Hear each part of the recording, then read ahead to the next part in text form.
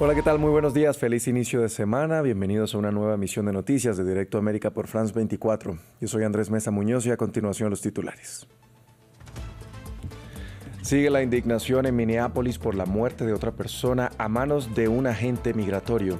El presidente Donald Trump defendió a los uniformados y culpó de la situación a lo que calificó como un caos generado por los demócratas, mientras los videos aportados por testigos contradicen la narrativa de la defensa propia de parte de los agentes. La tormenta invernal que afecta a la mitad de Estados Unidos avanza hacia el noreste del país. Se espera que el fenómeno deje entre 30 y 60 centímetros de nieve desde Washington hasta Nueva York. Más de 11,000 vuelos han sido cancelados este fin de semana. Inicia en Francia el juicio de apelación contra los 4 hombres condenados por complicidad con el yihadista que asesinó al profesor Samuel Paty en 2020, el docente que mostró unas polémicas caricaturas del profeta Mahoma en su clase.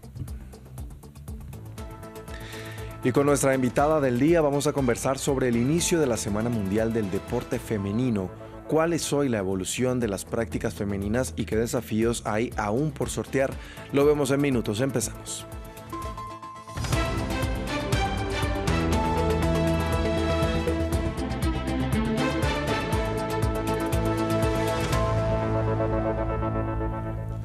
Vamos a iniciar en Minneapolis, Estados Unidos, donde continuaron las manifestaciones en contra de los violentos operativos del ICE, cuyos agentes ya mataron a disparos a 2 personas en lo que va del año. El gobernador de Minnesota reclamó al presidente Donald Trump por haber ordenado el despliegue de los agentes federales que superan ampliamente la cantidad de policías locales. Incluso el expresidente Barack Obama dijo que estos actos están afectando los valores de la nación estadounidense. Desde la administración Trump, el apoyo hacia los violentos operativos es contundente, mientras los videos ofrecidos por testigos del hecho contradicen la narrativa de los agentes federales. Martín Gripo nos cuenta los detalles. René y Alex, los 2 nombres que retumban en las calles de Minneapolis, en Minnesota. Ambos estadounidenses de 37 años fueron asesinados a disparos por agentes del Servicio de Control de Inmigración y Aduanas, el ICE. René Good murió a tiros en medio de una redada contra migrantes irregulares el 7 de enero. Alex Pretty murió este sábado 24 de enero, en una manifestación ciudadana en contra de los operativos del ICE. Por las muertes, el gobernador de Minnesota cruzó a la administración del presidente Donald Trump, que desde hace un año mantiene desplegada una dura política migratoria. Ahora tenemos 2 minnesotanos muertos. Mi pregunta es, ¿cuál es el plan, Donald Trump? ¿Cuál es el plan? ¿Qué debemos hacer para sacar a estos agentes federales de nuestro estado? Creíste que en nosotros había miedo, violencia y caos, y claramente subestimaste a la gente de este estado y de la nación. Los violentos operativos ordenados por la Casa Blanca incluso llevaron al expresidente Barack Obama a reaccionar. El asesinato de Alex Pretty es una tragedia desgarradora. También debería ser una llamada de atención para todos los estadounidenses, independientemente de su partido, ante el creciente ataque de nuestros valores fundamentales como nación. Sin embargo, desde el gobierno de Trump, el respaldo hacia los agentes del ICE es contundente. En ambos casos, desde la fuerza aseguraron que los uniformados actuaron en defensa propia, al asegurar que las víctimas mortales pretendían atacar a los efectivos. Incluso afirmaron que continuarán con los operativos antimigrantes. Nuestra misión migratoria del Título 8 continúa sin cesar aquí en Minneapolis, a pesar de la tragedia de ayer que se pudo haber evitado si la gente hubiera tomado mejores decisiones. Políticos, periodistas y aspirantes anarquistas y alborotadores.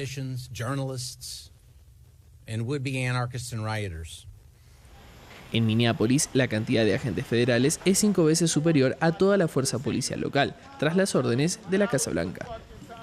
También en Estados Unidos, una enorme tormenta invernal ha dejado granizo, lluvia helada y nieve en gran parte del país. Las ramas de los árboles y las líneas eléctricas se rompieron bajo el peso del hielo y casi 1 millón de hogares y negocios se quedaron sin electricidad al tiempo que se han cancelado miles de vuelos. Veamos la historia.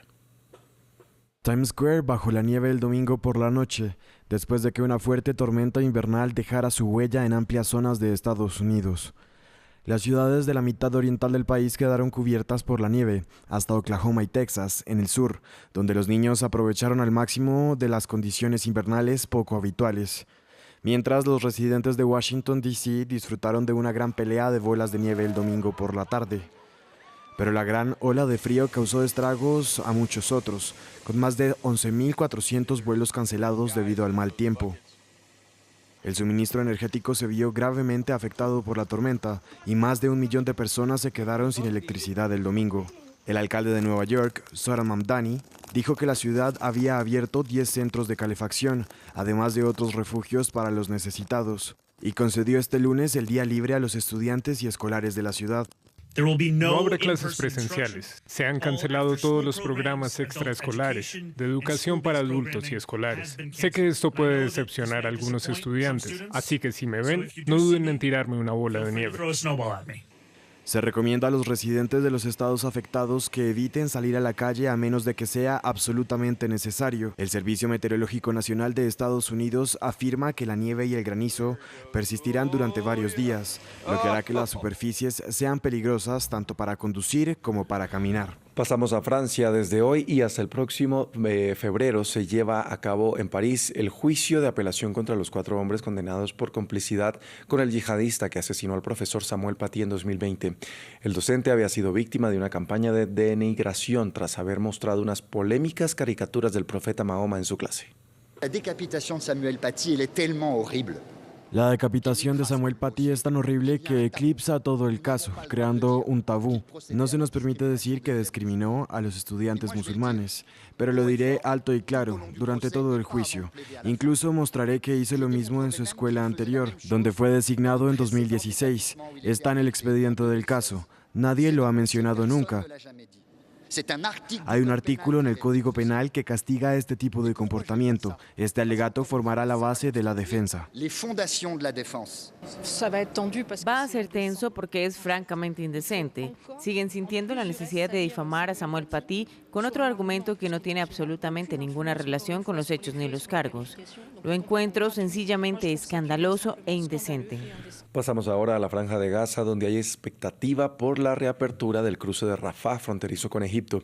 Esto luego de que la oficina del primer ministro de Israel, Benjamin Netanyahu, anunciara que permitirá la reanudación del paso, aunque solo para personas. Sin embargo, esto se hará cuando finalice la búsqueda del cuerpo del último rehén que aún sigue en el enclave palestino. Los detalles desde Jerusalén con nuestra corresponsal Yanira Gómez Muñoz. Es cuestión de días que Israel deba reabrir Rafah, el paso fronterizo que une Gaza con Egipto tras un fin de semana de presión de Estados Unidos que ha derivado en una riña en el gobierno de Netanyahu. El cruce, que lleva ocupado y cerrado por Israel desde mayo de 2024, tendría que haber empezado a funcionar en octubre, pero Israel también incumplió este punto del plan de Trump. Ahora, como pactó Netanyahu el sábado cara a cara con Steve Witkoff y Jared Kushner, piensa reabrirlo solo cuando se agoten todas las opciones en su reciente misión de búsqueda del cuerpo del último rehén, Ran Gifli. Según la radio del ejército israelí, lo buscan en las afueras del barrio de Shuhaya, en Ciudad de Gaza, norte del enclave. Para ello, Israel ha reabierto más de 200 tumbas de un cementerio y va a examinar los cadáveres, pero lo halle o no, la idea que predomina es que abrirá Rafah a fines de esta semana o muy pocos días después. La familia de Gifli ha pedido al gobierno que no abra el cruce y, como decíamos, los ministros de extrema derecha de Netanyahu también se niegan.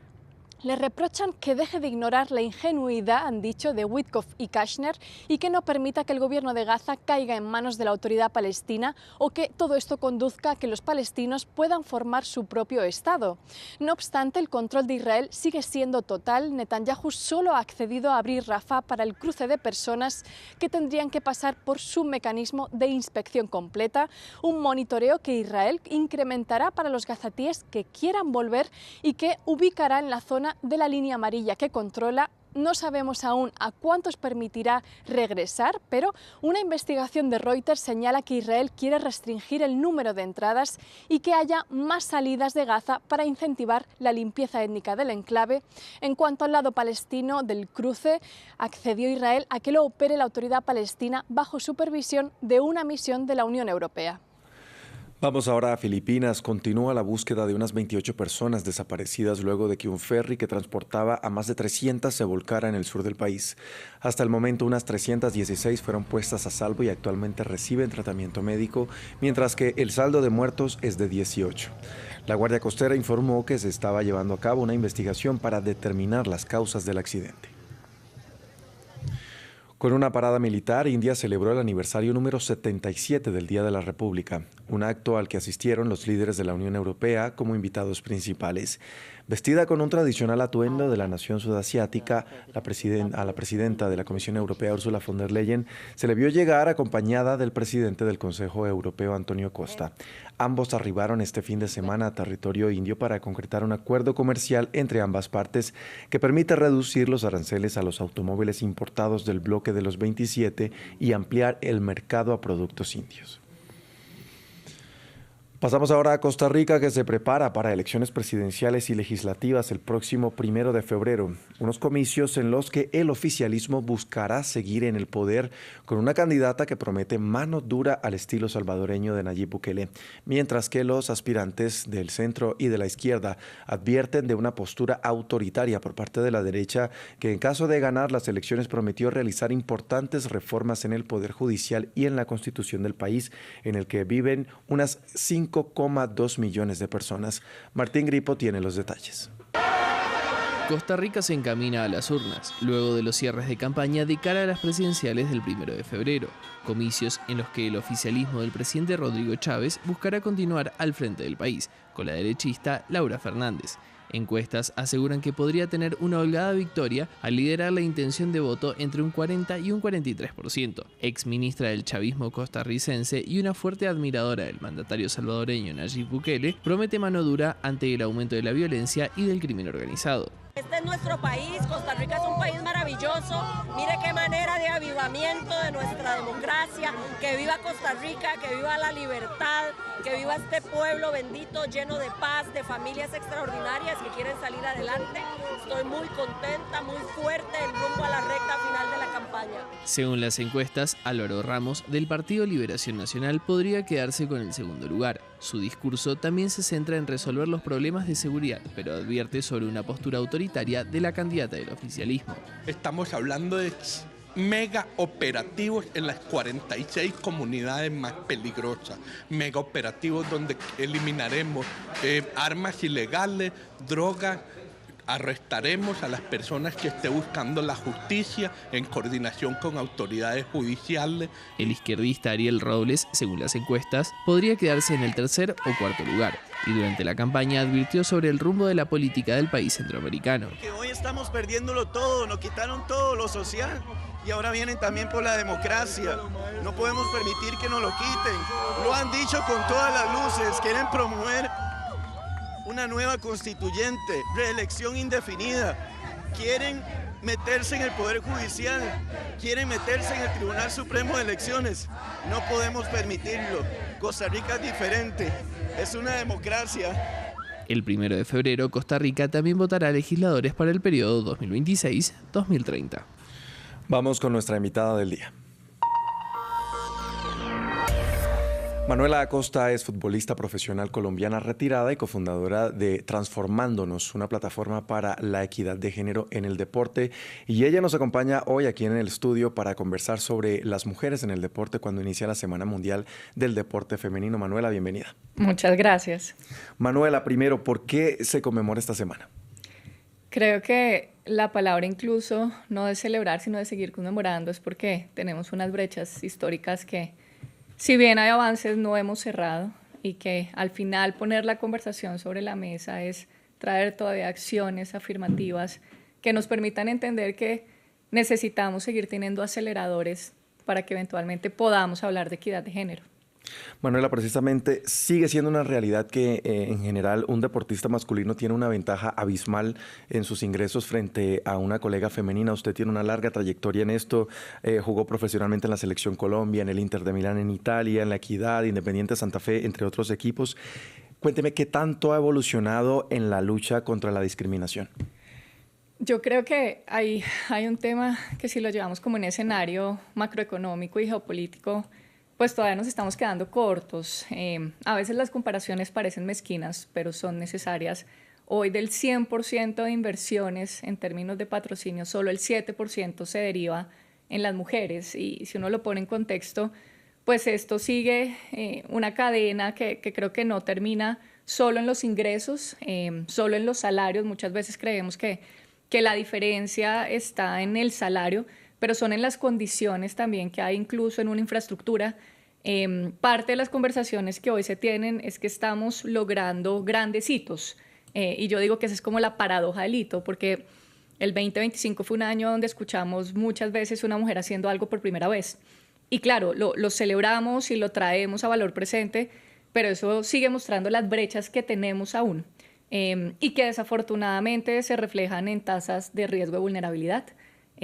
Yo pues hoy podría afirmarlo, las mujeres nos lesionamos 2.5 veces más que los hombres porque tenemos una infraestructura que no satisface supuestamente en términos de valor pues las necesidades técnicas de una deportista. Antes de ahondar en este tema, también quisiera abordar el tema de los premios. Por ejemplo, en el fútbol, que es uno de los deportes donde la diferencia es más notable, siguen estando muy por detrás las ligas femeninas. ¿Cómo impacta esto en el desarrollo del deporte también y en la profesionalización de las mujeres? Yo creo que al final los premios terminan siendo como consecuencia natural del esfuerzo que hace un deportista. Y hay todavía personas que afirman que el deporte no tiene género, pero mientras las diferencias sean estructurales, por supuesto que existen. A nivel LATAM creo que hemos hecho algunos esfuerzos, incluso si no lo llevamos solo a Latinoamérica y el Caribe, sino Estados Unidos hoy tiene una de las tasas más representativas, no solo en la lealtad del espectador, sino en el recibimiento de estos premios que mencionas. Incluso los derechos de televisión de la National Women's Soccer League solo el año pasado aumentaron un 4.000%. Eso quiere decir que hoy la gente sí nos está viendo, y que seguramente en una correlación pues no está siendo equitativo versus lo que hoy representan los premios o las condiciones con las que hoy estamos desarrollando una profesión, porque creo que el reto es romper un poquito esa dicotomía de seguir pensando que el deporte femenino es caridad, y que desafortunadamente todavía hoy tenemos unos tomadores de decisiones que no tienen tan claro que esto es una rentabilidad altísima, porque el deporte femenino ya no, como la gente lo dice, no es el futuro, es el presente. Tomadores de decisiones que también siguen siendo hombres, al fin y al cabo, ¿no? En su mayoría, y no como un escenario detractor. Yo creo que hay hombres maravillosos, si lo pusiera en concepto técnico de masculinidades corresponsables, que han entendido que esto es un negocio, y es un negocio muy rentable, porque nuevamente la lealtad del espectador femenino es mucho más alta que la del masculino. Para eso hay un montón de cifras, y creo que el problema o la coyuntura es que no hemos tenido cifras de valor, especialmente en Latinoamérica. Latinoamérica es una región que carece de cifras.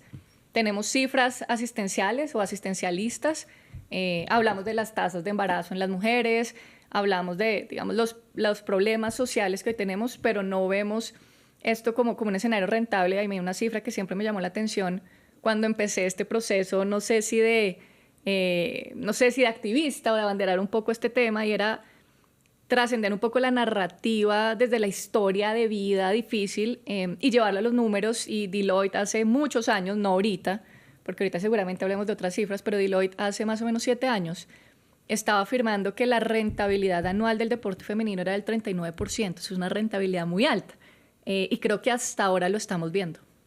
Manuela, otro gran debate hoy en día tiene que ver con las personas trans. Hay una fuerte movilización para prohibir a personas diversas en prácticas femeninas. ¿Cuál es su postura al respecto, entendiendo también que la habilidad y la fuerza varían de deporte en deporte? Creo que es de las más difíciles. Además, fue una decisión que no pasó por Manuela ciudadana, pasó por Manuela. Yo trabajé varios años en el Ministerio del Deporte y tuve que diseñar la Estrategia Nacional de Género.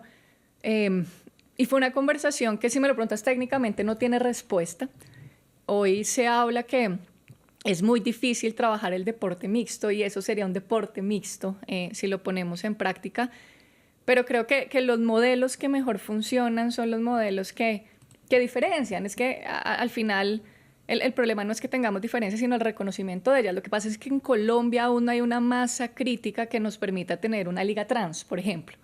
Entonces creo que al menos hay países un poco más abanderados, como Alemania, que decidió generar una categoría diferencial. Entonces tienen su liga de hombres, porque pues tampoco es correcto el término masculino, de mujeres, y una liga diferencial donde trabajan, digamos, temas interseccionales. En Latinoamérica todavía no hemos llegado a esa conversación. Nosotros hace 3 años lanzamos el primer torneo de fútbol que recibió mujeres trans, y fue muy difícil más allá de la despenalización política, porque nosotros como organizadores, ese torneo se llama División Avanza, estábamos de acuerdo, pero la despenalización social fue altísima. Algunos equipos incluso nos dijeron que se iban a ir. Y creo que ese es el riesgo en las conversaciones cuando hacemos cosas diferentes. Claro, sobre todo en un país como Colombia y una región como Latinoamérica, que sigue siendo tan conservadora. Manuela, por otro lado, ¿qué mejoras destaca en la visibilidad de las mujeres? Lo mencionaba brevemente al principio, pero ¿los patrocinadores están haciendo su parte? Yo creo que sí. Yo creo que al final no... Hay que reconocer. Yo siempre digo que en términos de evolución hemos evolucionado, sí, pero creo que no al ritmo que necesitamos, siendo justos, porque hoy en términos mediáticos, nuevamente, solo el 4% de los medios de comunicación de cadenas grandes representan el deporte femenino. Un 96% sigue privilegiando el masculino, y esto simplemente, si lo llevamos a mí, hay una cifra que hace poquito me llamó mucho la atención, hay algo que se llama el banning en las redes sociales. Incluso el algoritmo lee la visibilidad masculina por el femenino simplemente por el histórico, porque el algoritmo también se cuida de tener un montón de espectadores. Entonces yo creo que hay un reto gigante. Creo que hemos cambiado mucho la narrativa, y lo decía el mundial pasado, que dejó unas cifras de rentabilidad altísimas. Fue el primer mundial que al menos los periodistas también se educaron en dejar de infantilizar el cuerpo femenino, dejar de llevarlo al estético, cambiar la narrativa asistencial y llevarlo más un poco al deporte de alto rendimiento. Manuela, finalmente, ¿confía en que verá igualdad deportiva en su tiempo o estamos más lejos que cerca? ¿Qué cree? No la veré. Me encantaría, pero bueno, según la ONU, hoy nos quedan 131 años para alcanzar la paridad. Pero creo que todos desde nuestra orilla sí hacemos cosas distintas. Tengo una amiga que me encanta, como lo dice, no es un granito de arena, estamos aportando una playa entera. Bueno, Manuela Costa, futbolista profesional colombiana, muchas gracias por acompañarnos aquí en France 24 para hablar de este tema. Gracias a ustedes por visibilizarlo. Y a ustedes, televidentes, también gracias por sintonizarnos. Vamos a hacer una breve pausa y ya regresamos con más. Quédense con nosotros.